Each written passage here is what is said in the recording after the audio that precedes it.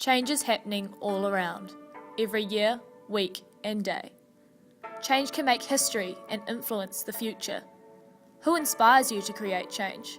How can you inspire others to make a change? What is a force for good? My role model has always been my mother. She's a rock of our family. She's had such a fantastic career. She's such a hard worker, and it was her that inspired me to get into broadcasting. My female role model when I was growing up would have to be Chris Evert, who was a former world #1 professional tennis player. Amazing lady. She was a very tough competitor, but very fair and very gracious on and off the court. My mum. The reason why I was influenced by my mum was she was a hard worker. She brought us up while she was working down on the marae. She brought up 4 children. I think one of New Zealand's greatest achievements towards equality was the 1981 Springbok Tour.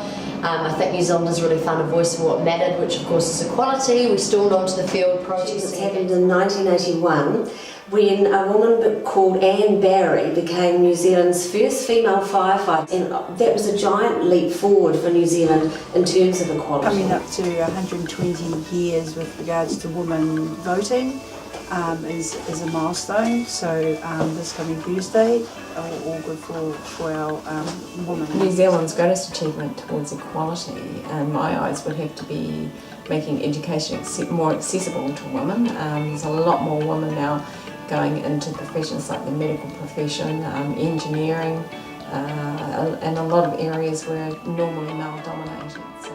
In New Zealand, a lot has changed, yet there is still so much to be done.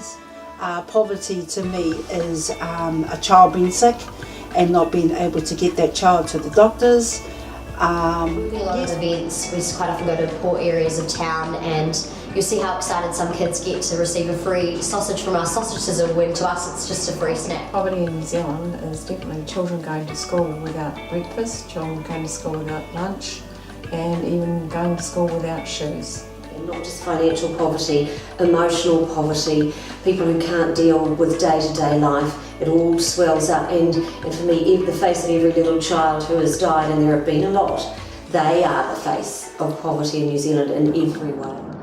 There are definitely a lot of changes that need to be made. You know, it's been a long time since education has been free. You're always told to go to school, to go to university, to better your education, but that's at a huge price.